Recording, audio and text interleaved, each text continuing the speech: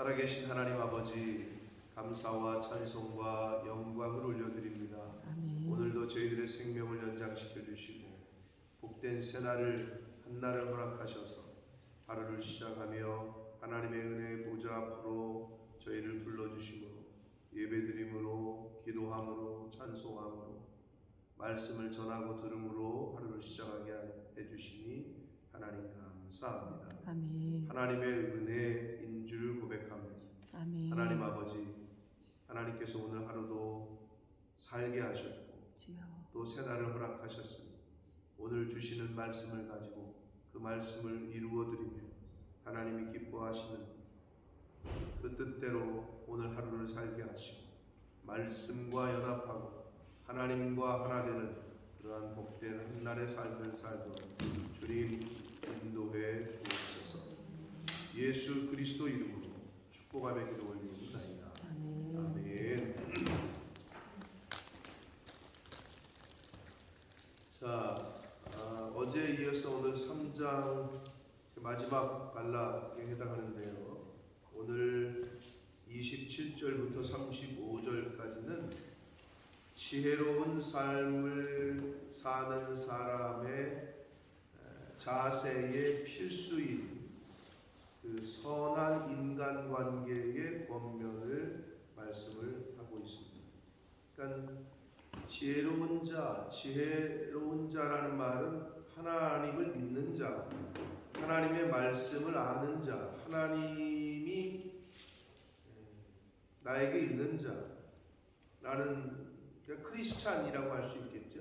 그러니까 크리스찬의 그리스도인의 삶의 필수 덕목이 뭐냐? 선한 인간관계다.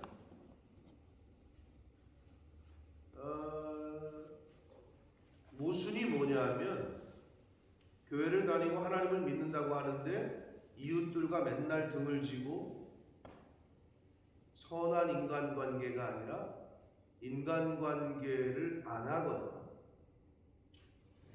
이웃들과 담을 쌓고 그냥 혼자 그런 사람들이 있습니다. 그러니까 신앙생활이 나만 하나님과의 관계에만 가르면 되지, 이게 아니라 이 수평적인 관계도 있다는 말이죠. 그러니까 성경을 보면 너는 나만 잘 섬겨라 이러지 않으셨단 말이에요. 하나님을 잘 섬기는 사람의 삶의 태도와 자세는 뭘로 나타나냐? 인간관계에서 나타납니다. 그러니까 영적인 생활을 잘하는 사람의 영적인 생활은 눈에 보이지 않잖아요. 영적인 것 자체가 눈에 보이지 않기 때문에 눈에 안 보인단 말이에요. 기도 생활을 얼마나 하는지, 집에 가서 성경을 얼마나 아는지, 그걸 우리가 알 수 없단 말이죠. 그런데 그런 영적 생활, 신앙 생활을 잘하는지 안 하는지는 일반 사회생활에서 나타난다는 거죠. 인간관계에서 나타난다는 거예요. 인간관계. 가족들이 제일 잘 알죠. 가족들이. 옆에서 볼 수 있습니다. 그러나 가족들도 잘 모르는 것이 영적인 내면의 깊은 거는 모를 수 있다는 거죠. 보이지 않기 때문에. 그럼 뭘로 나타나느냐? 가족에서, 집안에서의 생활, 태도, 자세. 우리 엄마 아빠가 교회를 다니더니 변했네, 변화가 됐네. 이거는 자녀들이 제일 먼저 아는 거죠. 내 아내가, 내 남편이 요새 은혜를 받았나 보네. 이거는 뭘로 나타나느냐? 삶에서 나타난다는 거예요. 그래서 그리스도인들이 신앙생활을 잘하고 하나님과 연합하고 하나님의 말씀과 늘 성령으로 충만한지 안 한지는 그냥 일반 생활을 보면 안다는 거예요. 근데 그게 첫 번째가 이제 인간관계에서 나타납니다. 하나님과의 관계가 올바로 되어 있는데 인간관계가 삐뚤어져 있다. 이거는 맞을 수가 없어요. 인간관계가 잘 안 된다. 그럼 하나님과의 관계가 잘 안 되고 있는 거예요. 인간관계를 잘 못하고 있다. 이웃들과. 그러면 하나님의 말씀을 제대로 묵상하거나 그 말씀이 그 사람을 이끌고 있지 못하는 거예요. 다시 말해서 하나님의 말씀은 객관이고 나는 주관이고 주관적인 게 더 강한 거예요. 어제도 말씀드렸어요. 신앙생활은 내 생각을 자꾸 없애버리는 거예요. 그리스도의 생각, 내 안에 그리스도께서 사시는 것이라 하나님의 말씀이 내 안에 들어와서 그 말씀으로 살아가는 것, 객관화시키는 것, 그게 신앙생활이라고 그랬어요. 그러니까 얼마나 나라는 나를 없애느냐가 관건이다. 우리가 하나님 앞에 갈 때까지. 그래서 여기 그 27절, 28절에서는 마음에서 우러나오는 적극적인 선, 적극적인 관용을 실천하라 라고 말씀하고 있는 거예요. 구체적으로 내 손이 선을 베풀 힘이 있는데 그 선을 베풀 힘이 있다면 마땅히 받을 자에게 베풀기를 아끼지 말라 라고 말씀합니다.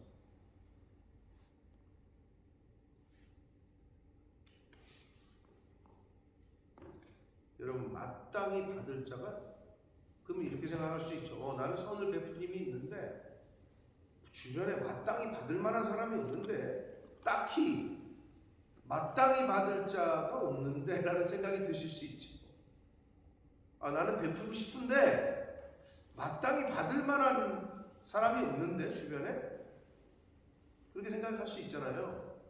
나는 주고 싶은데 별로 받을 만한 사람이 안 보이던데, 이렇게 생각하실 수 있잖아요. 자, 여러분, 여기서 마땅히 받을 자에게, 마땅히 받을 자가 누굴까요? 뭘 말하는 걸까요? 마땅히 받을 자가 될까요? 마땅히 받을 자가 우리 주변에 많을까요? 뭐 있을 수 있겠죠. 그러나 첫 번째의 여기서의 영적인 계시성은 뭐냐면, 우리가 선을 베풀 힘이 있거든 마땅히 받을 자에게 베풀기를 아끼지 말라. 사실 첫 번째 대상은 하나님이시다. 마땅히 받으실 분. 근데 우리가 마땅히 받으실 분은 하나님. 근데 그거 자체를 잘 못할 때가 많다. 하나님의 것을 하나님에게 돌려드리는 것을 우리가 잘 못할 때가 있습니다.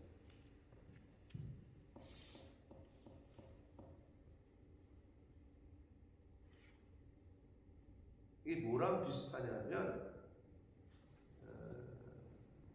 제가 늘 비유를 들지만, 사람은 이렇게 다른 사람의 눈과 이 의식을 하고 다른 사람들에게 체면 이런 걸 생각하기 때문에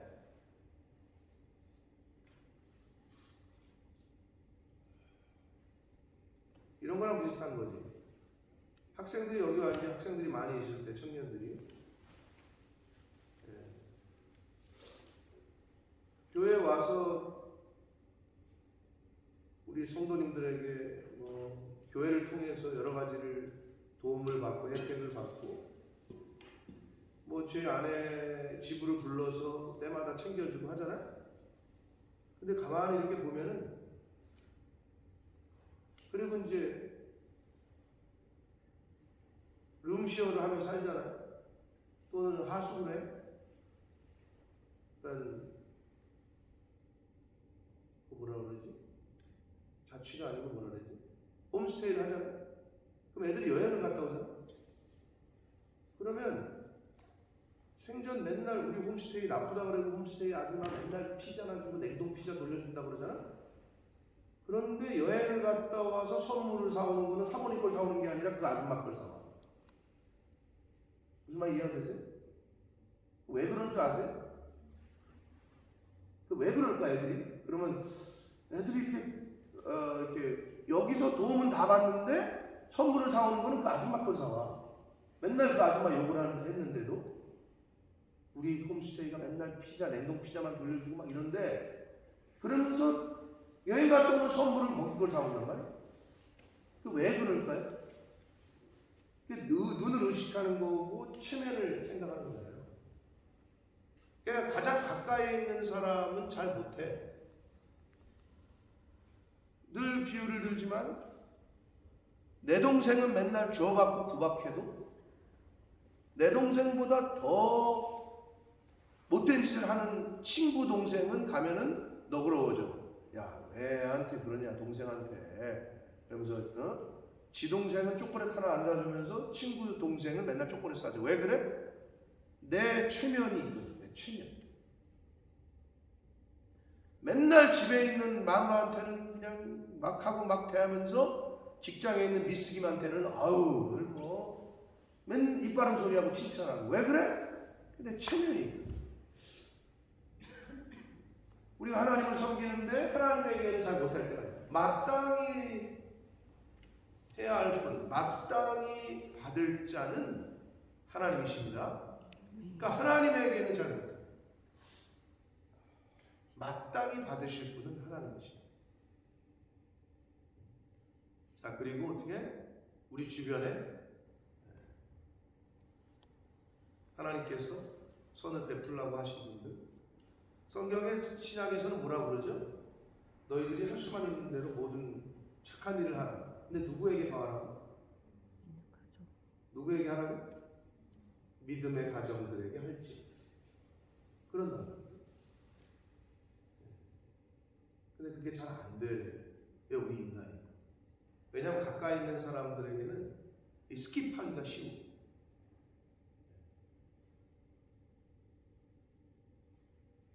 그리고 다른 사람들에게는 왜 잘하느냐? 이제 저희가 있거든. 체면과 의식을 하는 거지.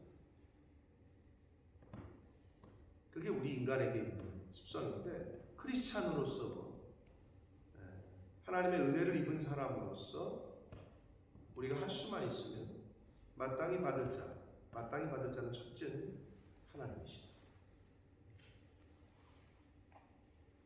내게 있거든 이웃에게 이르기를 갔다가 다시 오라 내일 주겠노라 하지 말라. 뭐 이런 적 있죠. 사실 우리들도 있는데 우리도 없어. 나도 없는데 부족한데.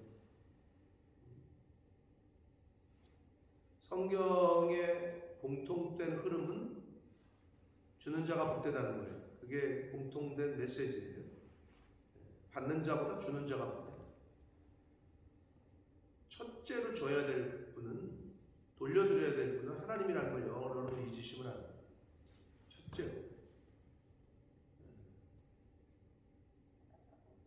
여러분 회사에서 어떻게 합니까? 회사에서 해마다 어떻게 합니까? 월급을 깎습니까? 올립니까?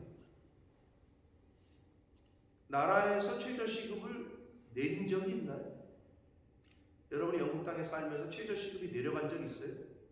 나는 여기 있는 17년 동안은 없는 것 같은데 최저시급이 계속 오르면 올랐지. 그렇죠? 여러분 회사를 다니는데 월급을 깎는다. 그럼 그런 회사에 다니고 싶으세요? 그렇지 않죠? 기본적으로 우리가 하나님 앞에 예물을 드린다. 근데 그 예물을 점점 매년마다 깎는다. 하나님이 어떻게 생각하실 것 같으세요? 그래 니네 형편도 어려운데. 여러분 그렇지 않습니다.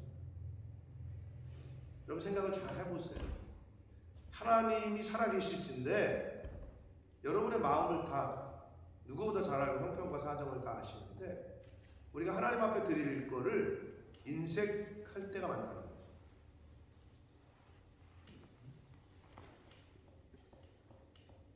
그럼 기본적으로 저는 어땠느냐? 목사로서 매년 헌금을 내가 기준이 있어. 그럼 매년 올리려고 계속 노력을 해요. 그럼 어떻게 해요? 여러분이 생각할 때 수입이 있어야 올리지 이렇게 생각하잖아요. 그 수입이 많아지면 더 드리는 건 당연한 거죠. 그런데 같거나 줄어들었는데 더 드리면 어떻게 되는 거예요? 그럼 하나님 입장에서 보실 때 어때? 하나님 입장에서 보실 때 어떻게? 여러분 늘 그걸 잊지 마시오. 저는 그래서 그걸 매년 올리려고 노력을 했고 또 그렇게 가르쳐요.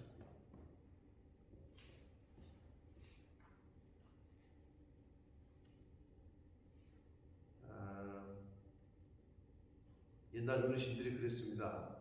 자녀들이 이렇게 보면, 자녀들이 많은 집에 보면 자식이 어떻게 복받을 짓을 하는 애, 이쁨을 받을 짓을 하는 애가 있다라는 표현을 했어. 어르신들이.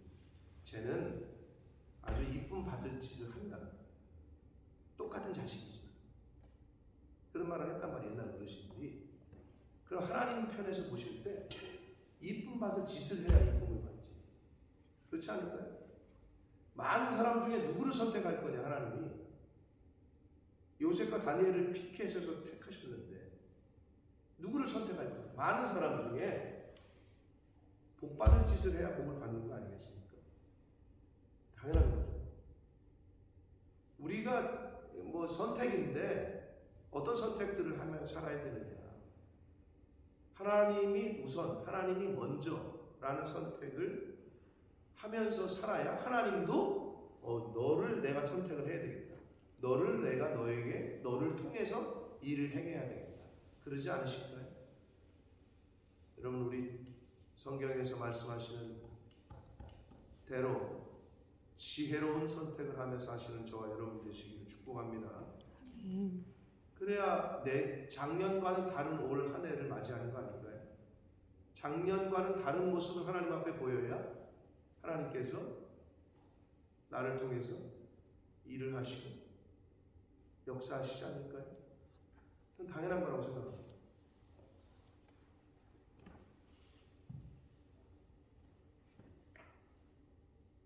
있는데 그걸 감추고 이웃에게 안 주려고 하고 인색하려고 하고 내일 다시 와봐. 아니, 내가 오늘은 그러네. 그러지 말라 라고 말씀합니다.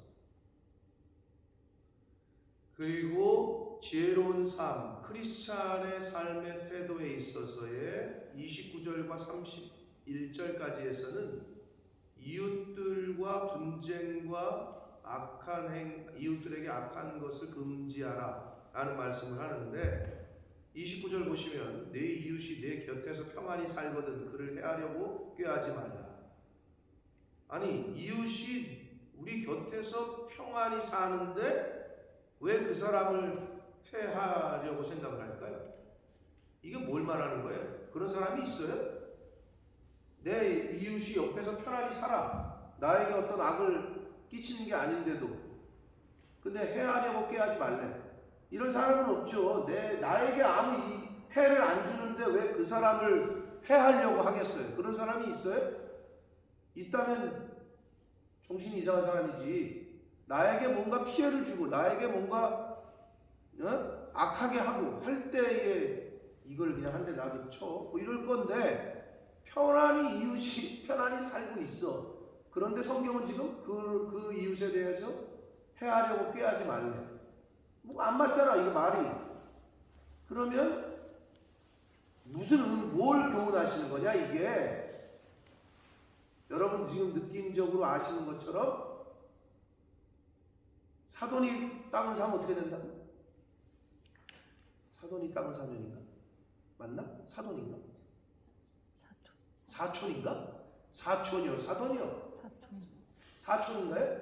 사촌이면 친척 아니야? 형제지간이잖아 아버지. 근데 땅을 사면 배가 왜 아프지? 그게 무슨 말이에요? 무슨 속담이에요? 뭐에 대한 속담이에요? 뭐 하지 말라는 거예요?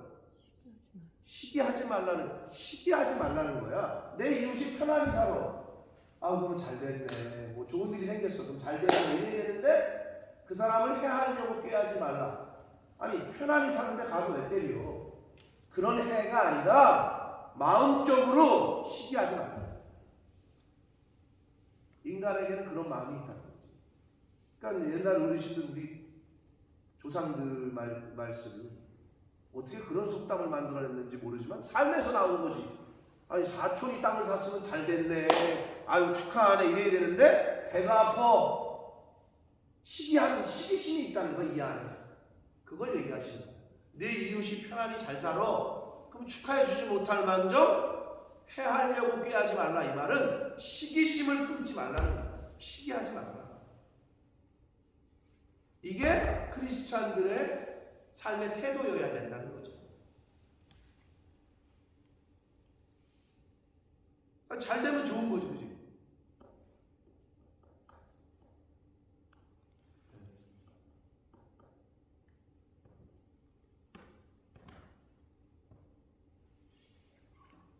인간의 죄성에는 그게 있어요.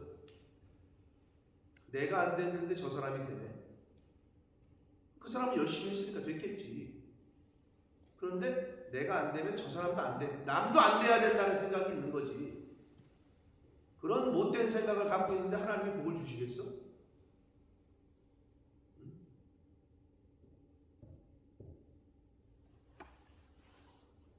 그렇죠. 시기심을 버리라는 거예요. 시기하면 안 돼요. 왜냐? 시기심은 남을 해하려고 꾀하는 것과 똑같다는 거예요. 그걸 얘기하고 계십니다.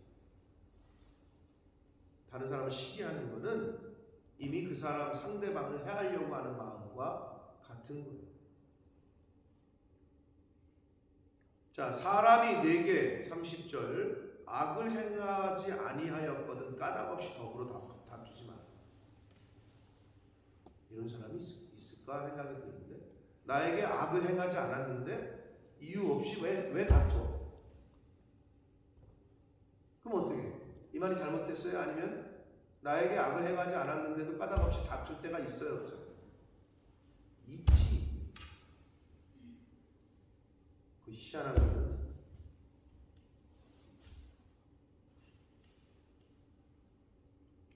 제가 군대에서 말씀드렸잖아요. 두들겨 패는 고참한테는 예의를 갖추고, 똑같은 고참인데 잘해주고 인격적으로 대우하고, 그러면 그 고참한테 더 잘해야 되잖아. 쫄따구들이. 그런데 인격적으로 얘기하고 잘 대해주고 하는 고참한테는 막해. 겨울나. 그런데 두들겨 패는 인격이 어딨어. 말만 하면 두들겨 패는 고참한테는 아주 예의가 하늘을 찔러. 인간이 그렇게 참 못돼. 그 못된 거예요.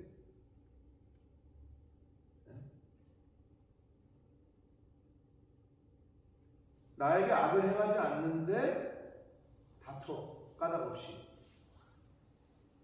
예의를 갖추질 않아. 인간이 그렇다니까. 근데 오히려 나에게 악을 행하는데도 나보다 힘이 세거나 겁이 나지, 무섭잖아요. 무서우면 예의를 갖추. 다투긴커녕 아주 그냥 꼬리로 확 내리지.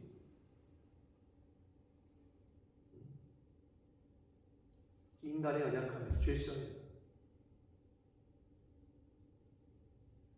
하나님이 은혜를 주시고 평안히 살게 하시면 그때 하나님은 더 잘 주셔야 되는데, 안 되겠구나. 이놈의 새끼 내가 혼을 내야 되겠다. 하나님이 벌을 내리시고 하나님의 회초리를 드시면, 그러니까 인간이 무서우면 순종한다는 거예요. 여러분, 무서우면. 은혜를 많이 받아가지고 너무 감사해서 순종해야 되는 게 맞는데, 인간이 안 그래. 사랑을 많이 베풀고 은혜를 많이 베풀잖아. 그럼 겨울 누려고 해요. 그런데 어떻게? 무섭잖아요? 무섭게 하잖아? 그러면은 순종. 이거를 빨리 여러분 고쳐야 돼요. 하나님과의 관계에 있어서. 왜 꼭 그렇게 두들겨 맞고 그때서야 순종하려고. 근데 인간이 그게 있거든. 근데 여러분, 맞으면 아프지요? 하나님 앞에 징계를 당하고 그러면 마음이 너무 힘들어요. 아파요. 여러 형태로 와, 하나님의 징계는. 나에게 올 때는 괜찮은데 자식에게 온다거나 부모에게 온다거나 형제에게 온다거나 아내에게 온다거나 남편에게 온다거나, 그럼 더 힘들어. 진짜로. 차라리 내가 회초리 맞아가지고 내가 아픈 게 낫지.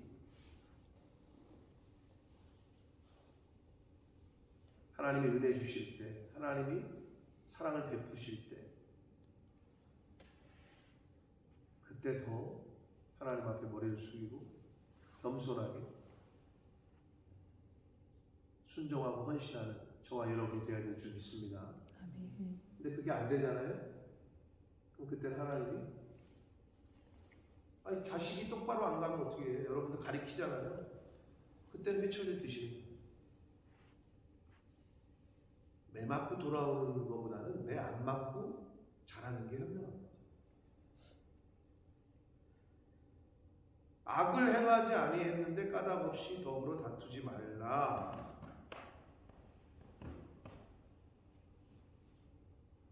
선을 베풀었으면 그 선을 베푼 사람에게 더 잘해줘야 되는데, 근데 희한한 게 선을 베푸는데 그 선을 베푼 사람의 그 마음을 잘 이해하지 못하고 이용하려고 하는 사람들이 많다. 그리고 선은커녕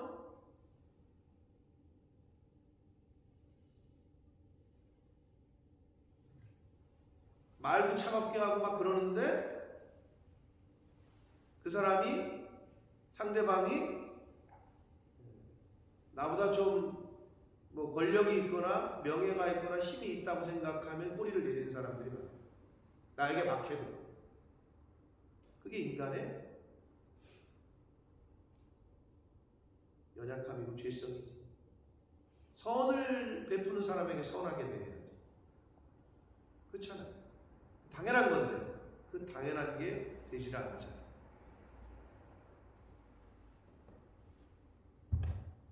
선을 베푸는 사람이면 선하게 대하고, 악을 행하지 않았는데 까닭없이 까다롭게 굴거나 다투지 말아야 된다. 크리스찬이라면. 31절 포악한 자를 부러워하지 말며 그의 어떤 행위도 따르지 말라. 포악한 자, 여러분 악인들의 재물, 이 세상을 이렇게 살다 보면 예수 안 믿는데도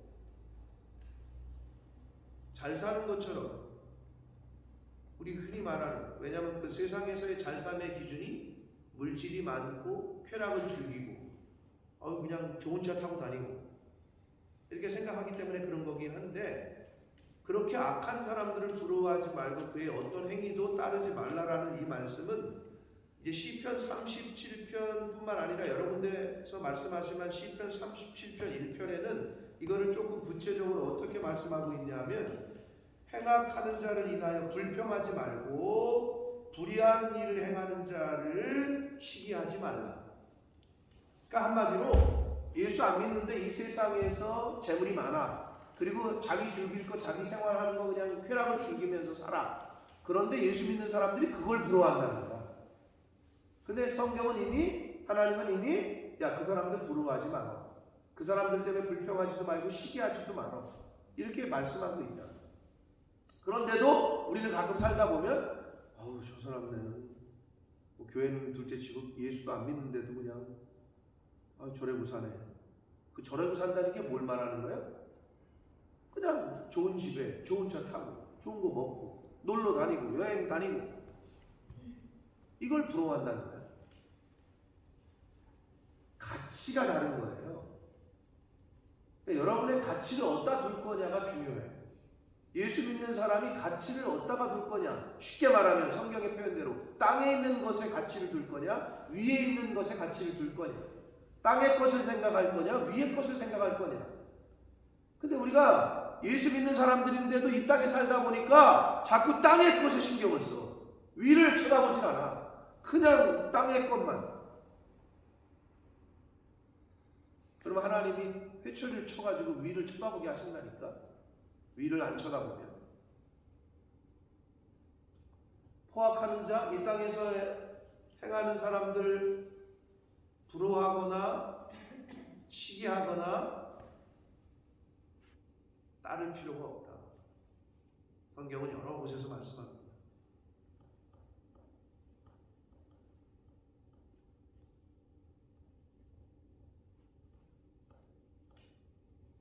저와 여러분이 어디에 가치를 둘 거냐?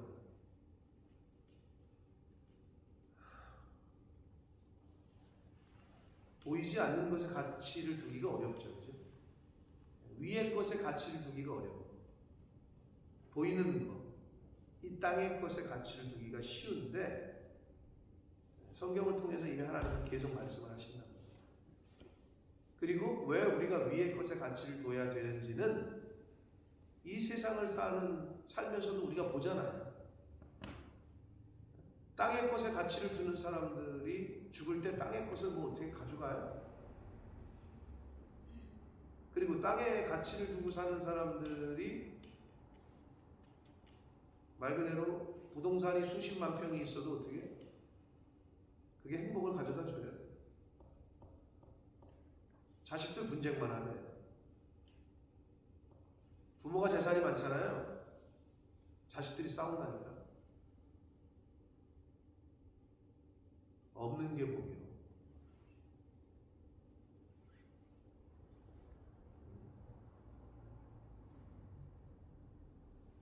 어디에 가치를 둘 건지 여러분 마음속, 여러분 자신의 속을 좀 들여다보시고 땅의 것이 아니라 위의 것에 가치를 두며 살 수 있는 저와 여러분 되시길 축복합니다. 아멘.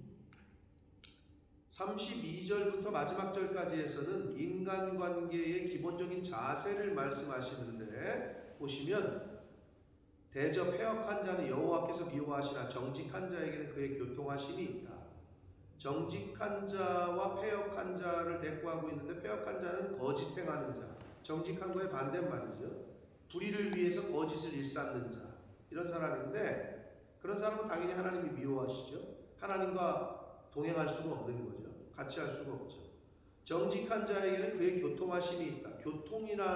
교통하심이라고 번역한 이 말은 가족관계 아주 친밀한 교제가 있다, 이런 뜻이에요. 친밀한 교제가 있다. 이거는 쉽게 말하면 여러분 거짓말하는 사람과 친밀한 교제가 이루어질 수 있어요? 없죠. 정직한 사람과 친밀한 교제가 있는 거죠. 여러분 같이 사는 남편이 아내가 거짓말한다. 거짓 행위를 한다. 아내를 속이고 남편을 속인다. 그러면 같이 친밀한 교제가 돼요. 바깥에서 딴 여자 만나면서 딴 남자 만나면서 집에 와가지고는 아닌 척한다. 근데 그걸 내가 알았어.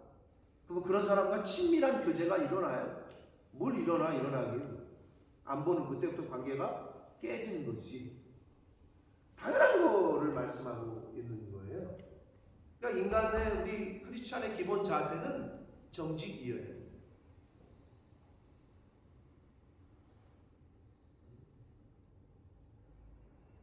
거짓은 거짓의 아비가 마귀라고 그랬고 거짓은 사람 관계를 깹니다. 하나님도 그걸 제일 싫어하시는 거예요. 하나님 앞에서 거짓 말하고 거짓 행동을 하는 거예요. 이거는 하나님과 친밀한 교제를 할 수가 없어요. 거짓을 말하거나 행하는 순간 성령은 떠납니다. 성령이 함께 할 수가 없어. 그러나 내 순간적인 선택에 있어서 정직하게 말하고 정직을 행하면 그때부터 성령이 역사를 합니다. 이게 믿는 사람들의 기본적인 자세여야 됩니다. 33절 악인의 집에는 여호와의 저주가 있거니와 의인의 집에는 복이 있다. 여기서 집이라는 것은 가문과 가정 이걸 다 포함합니다. 결국은 여러분의 자녀들에게 여러분 복을 하나님이 주시는 복을 물려주고 싶어요? 의인의 길에 의인의 집 의인의 가정 의인의 가문이 되셔야 될 줄 믿습니다. 그럼 성경에서 말하는 의인이 어떤 거냐는 거지. 그리고 악인은 뭐냐는 거지. 여러분 성경에서 말하는 성과 악의 기준이 뭐예요?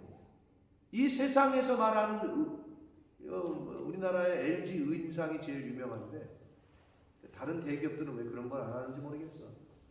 LG는 늘 말씀드리지만 이 가문이 독립운동 가문이라 그래요. 그게 좀 있어요. 좀 달라. 뿌리가 올라가고. LG는 아무튼 LG 의인상이 있거든. 그러면 1년에 한 번씩 이렇게 사회에서 의로운 일을 한 사람에게 줘요. 그 의인상이 왜 유명하냐면 상금이 커. 10억이야 10억. 뽑히면 10억을 줘. 왜 눈이 동그래요? 10억은 아니고. 10억이 아닌 걸로 알아요? 저는 10억으로 알고 있는데. 아무튼 하여튼 상금이 커. 그래서 근데 의인, 세상에서 의인이 뭐예요? 뭐 이렇게 있어요. 요번에 누가 받았냐면 그렇게 어렸을 때 배를 곪고 먹을 게 없어가지고 힘들고 한 어떤 아저씨가 빵집을 차렸어. 저 밑에 어디지? 남해 쪽. 남해인가 어디 저 밑에야. 근데 빵집을 차렸거든. 근데 이 사람이 왜 했냐면 자기 어렸을 때 그 배고프던 게 있어가지고 빵을 아침 새벽 4시인가 5시에 일찍 일어나서 그걸 구워가지고 애들 학교 등교하는데 자기네 빵집 앞에다가 갖다 놔 이렇게. 그리고 애들 보러 가지고 싶은 사람 가져가. 쉬운 게 아니지. 빵을 만들어서 학교 등교하는 애들, 혹시 밥 못 먹고 가는 애들 마음껏 가져가. 그거를 수년째 해오고 있는 거야. 쉽지 않죠. 그러기가. 아주 좋은 일을 하신 거죠. 그러니까 이번에 그분이 뽑혔다고 이제 뭐 신문에 기사에서 봤는데, 세상에서 말하는 선과 악은 우리가 하는 도덕적인 관념의 선과 악이야. 근데 성경에서 말하는 악과 선의 가장 기준이 뭐예요? 하나님을 하나님으로 인정하지 않는 게 악이에요.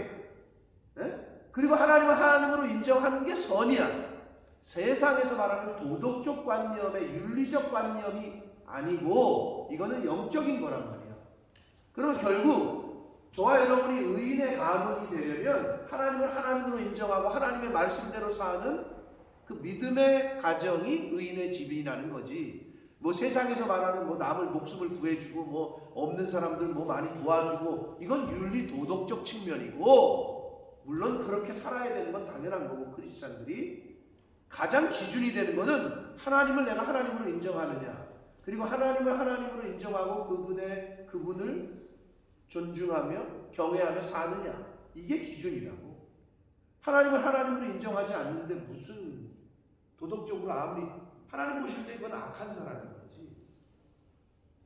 그럼 우리가 크리스찬으로서 하나님을 하나님으로 잘 섬기고 경외하는 믿음 생활, 신앙 생활을 잘하는 게 의인의 삶인데, 저와 여러분이 의인의 삶을 살아야 우리의 집, 즉 가문, 후손들이 복을 받습니다. 네. 정말 자녀들을 사랑하신다면은 저와 여러분이 하나님을 잘 섬기는 믿음의 생활, 신앙의 생활을 잘 하시면 자녀들은 하나님이 책임지십니다. 아멘.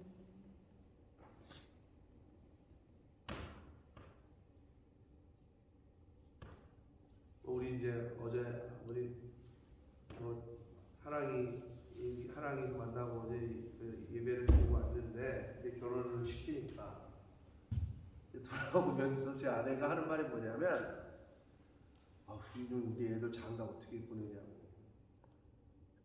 뭐 집을 해줄 돈도 없고 별 걱정을 다 한다고 내가 그랬어. 아니 이렇게 키워놨는데 무슨 지네가 알아서 가면 되는 거지. 장가 갈 때 그러고. 물론 돈이 있어서 뭐 도와주면 좋지. 근데 그거는 우리 영역이 아니다. 제가 그랬어요. 우리는 하나님이 맡기신 일을 하는 게 우리 영역이고, 우리 자녀들은 그냥 하나님께 맡겨야 됩니다. 물론 엄마 아빠의 마음에서 장가를 어떻게 보내지? 뭘 어떻게 보내? 그랬더니 제 아내가 옛날 얘기를 하더라고요. 이제 아내 마음이 많이 안 좋았나 보지. 저는 이제 신학교를 다니고 대학원을 전임 전도사 사역을 했습니다. 승혁이를 낳자마자 제 어린애를 들쳐업고 저희 어머님이 해준 1,500만 원인가 2,000만 원을 갖고 전세방을 구해야 되는데 그거 갖고 어디 가서 구해요? 그래서 이제 그때 생각이 난다. 저는 못 돌아다녔고 나는 이제 교회에 출근을 해야 되니까. 그러면 제 어린애를 안 업고 그 돈 갖다 어디 말 그대로 땅 위는 못 얻었지. 그러니까 지하를 얻어야 되는 거죠. 네? 그 안양 팔동에 성결대학교 밑에 그 달동문에 막 이렇게 언덕길이지. 이제 저 아는 교회 언니랑 같이 이걸 이제 구하러 다니던 때가 생각이 난다. 그러면서 내 자식한테는 그런 기분을 좀 안 느끼게 해주고 싶었나 뭐 이런 얘기를 하더라고요. 그거는 우리 때고 제가 좀 미안하죠. 제가. 근데 이제 아들을 낳으니까 아들의 엄마로서의 생각을 하는 거예요. 근데 그건 하나님께 맡겨야 되고 우리가 자녀들을 위해서 해줄 수 있는 진정한 유산은 의인의 집에는 복이 있다는 거예요. 아멘. 이 말씀을 믿고 하나님이 우리 자녀들을 책임지실 수 있도록 저들의 생각과 마음을 지켜주셔서 이 땅에서 하나님이 주시는 복과 은혜를 받을 수 있도록 부모된 자들이 의인의 집, 즉 믿음의 가문, 신앙의 가문으로서의 손색이 없도록 그렇게 잘 하나님 앞에 쓰는 것, 그렇게 하나님을 섬기는 것. 그래서 제가 저희 아버지 어머니한테 그랬던 거예요. 얼마 남지 않은 재산 이거 괜히 저거 하지 말고 아버지 어머니 뜻대로 그냥 하시라고. 부모님 뜻대로 하나님께 헌금하겠다고 했더니 다 이상한 이유들을 막 들더라고. 제가 너무 안타까웠어요. 저는 막내였지만 야, 저거를 신앙적인 눈으로 보고 저래야 자식들이 복을 받는 건데 아직 자세가 안 돼 있는 거죠. 복 받을 자세 기본적으로.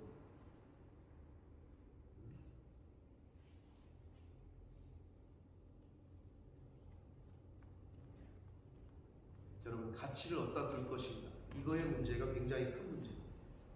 가치를 어디다 둘 것인가. 하나님이 여러분이 책임지려고 하지 말고 하나님께서 책임지실 수 있도록 자녀들을 그렇게 신앙생활하시는 저와 여러분 되시길 축복합니다. 아멘. 여러분이 책임지려고 하면은 절대 하나님이 책임져 주시는 게 좋아요. 내가 책임지는 게 좋아요. 당연히 하나님이 책임져 주시는 게 좋지. 아멘. 그러기 위해서는 자녀들이 복을 받으려면 여러분이 하나님의 일을 책임져야 돼요.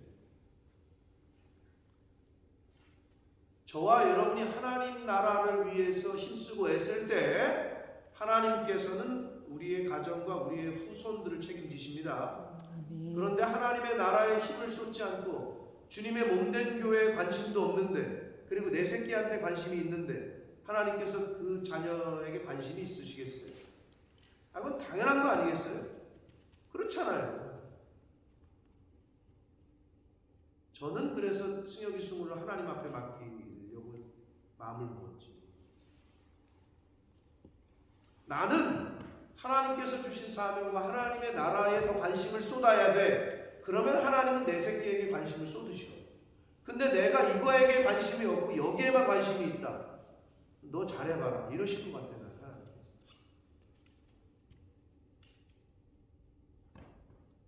의인의 집에는 복이 있습니다. 아멘. 진실로 그는 거만한 자를 비웃으시며 겸손한 자에게 은혜를 베푸신다.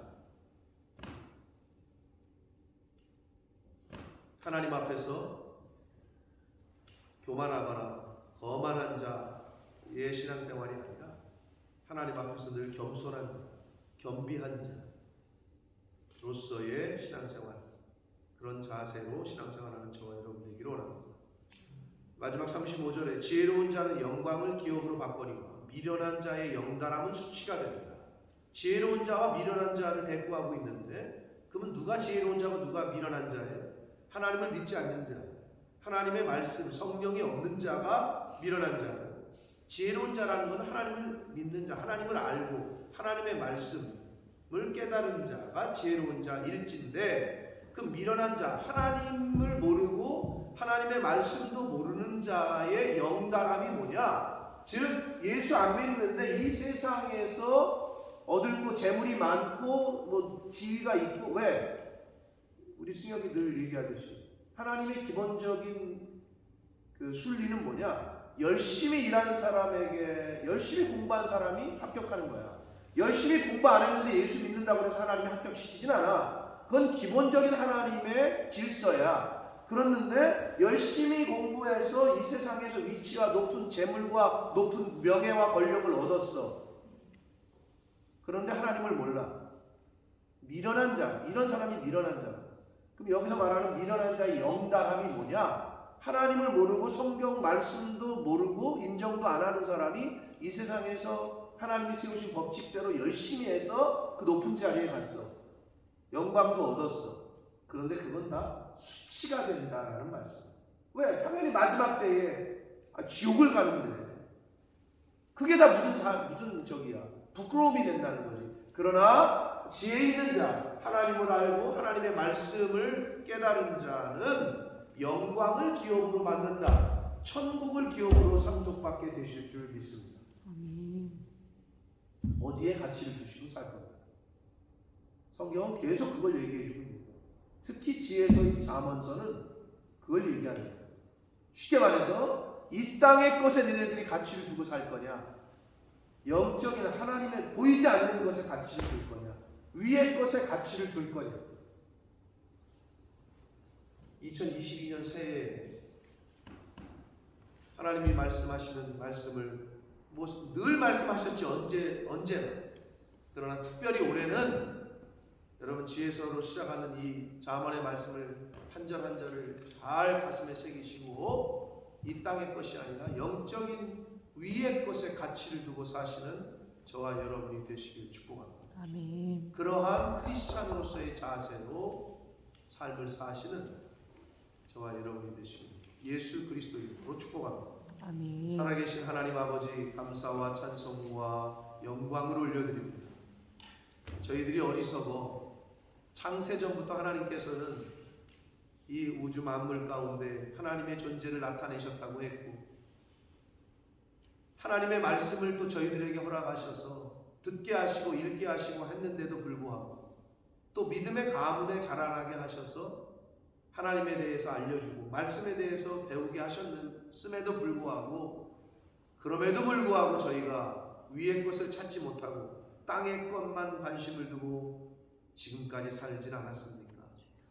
주여, 올해는 2022년 새해에는 땅의 것이 아니라 위의 것에 관심을 두고 하나님 나라에 관심을 두고 가치를 두고 이 세상을 살아가는 하나님의 자녀들 되게 하여 주옵소서. 아멘. 아버지, 자식을 낳아보니 부모의 마음을 조금 알 수 있겠지만 하나님 아버지께서 저희를 향하신 그 마음이 어떤 것인가를 하나님 말씀을 통해서 잘 배우게 하시고 깨달아 알게 하셔서